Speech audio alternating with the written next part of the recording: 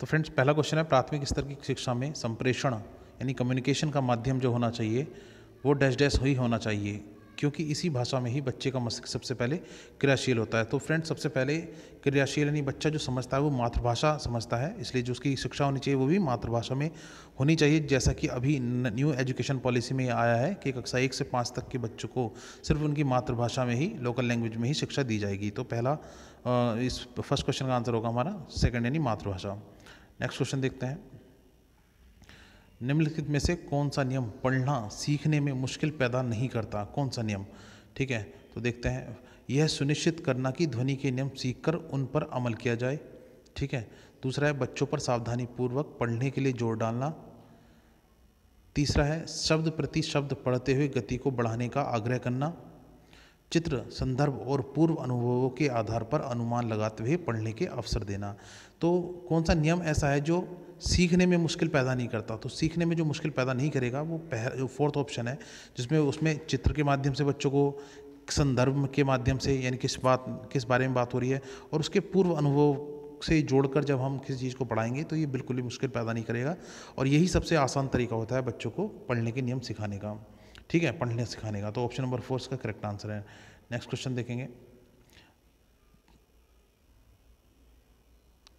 तो next question है, प्राथमिक स्तर पर भाषा शिक्षण का मुख्य उद्देश्य निम्न में से कौन सा है? भाषा शिक्षण का उद्देश्य है ना, तो 4 अक्षर वाले शब्द पढ़ लिख लेना। तो ये काफ़ी ऑब्जेक्टिव क्वेश्चन हो गया, मतलब एक बात बताई गई है, पाठ्य पुस्तक के अंत में दिए गए सभी अभ्यासों को पूरा करना, कि अभ्यास कार्य जो है उनको पूरा करना लास्ट में। दूसरों की बातों को धैर्य से सुनना और सुनी गई बातों पर टिप्पणी देना, या वर्णमाला को क्रम में याद करना। तो वर्णमाला को क्रम में याद करना या आंसर देना, ये छोटे छोटे से उद्देश्य हैं। जो बड़ा उद्देश्य ब्रॉड आस्पेक्ट है वो है दूसरों की बातों को धैर्य से सुनना और सुनी गई बात पर टिप्पणी देना। ये हमारा भाषा शिक्षण का मुख्य उद्देश्य यही है। नेक्स्ट क्वेश्चन देखेंगे,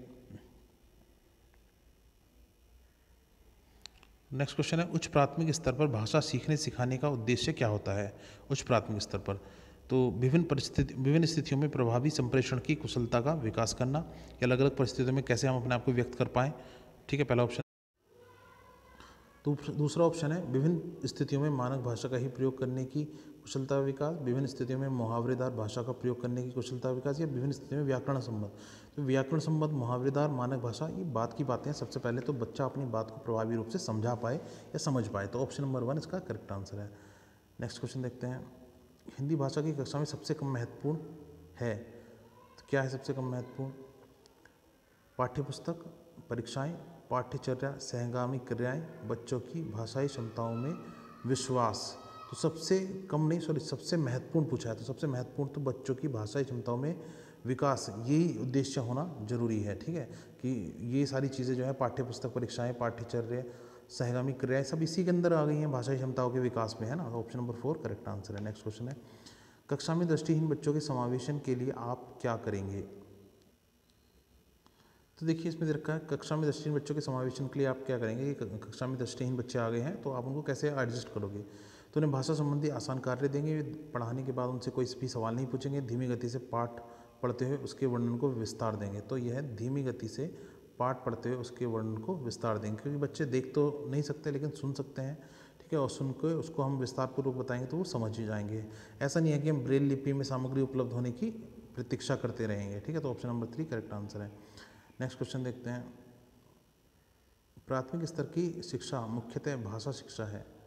ठीक है, इस कथन का निहितार्थ क्या है कि जो प्राथमिक स्तर पर जो है मुख्य जो है वो शिक्षा वो भाषा की मिलनी चाहिए। इसका मतलब क्या है?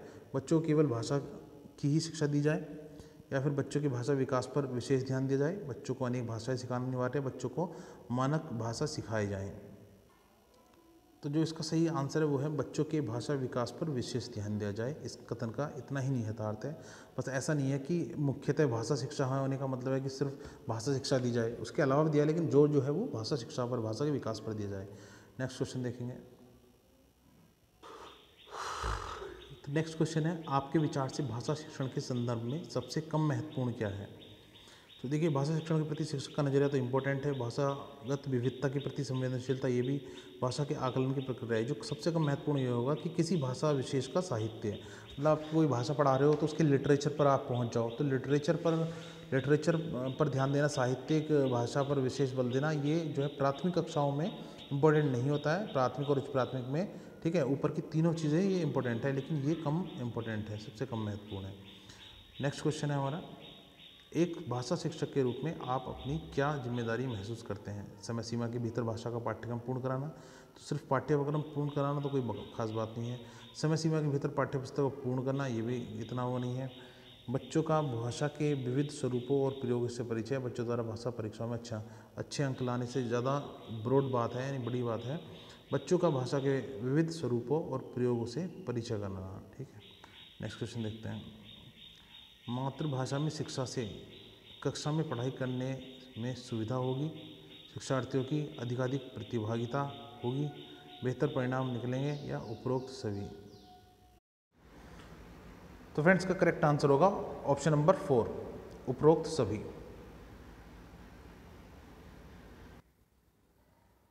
नेक्स्ट क्वेश्चन है फ्रेंड्स, भाषा सीखने में बातचीत का इस रूप में सर्वाधिक महत्व है। सीटेट में आया था ये भी। इसमें बच्चों का अच्छा समय व्यतीत होता है, ठीक है। अगर भाषा सिखा रहे हैं और आप बातचीत की मदद से बच्चों को भाषा सिखा रहे हैं तो इससे उनका समय अच्छा व्यतीत होता है, ये पहला ऑप्शन है। दूसरा है शिक्षक और बच्चे दोनों ही बातचीत में रस लेते हैं। तीसरा ऑप्शन है बच्चे विभिन्न उद्देश्यों के लिए भाषा का प्रयोग करना सीखते हैं, बच्चे दूसरों के शुद्ध उच्चारण का अनुकरण कर सकते हैं। तो इससे बातचीत करने से हुआ क्या, ये कम्युनिकेटिव अप्रोच कहलाती है इंग्लिश में, ठीक है।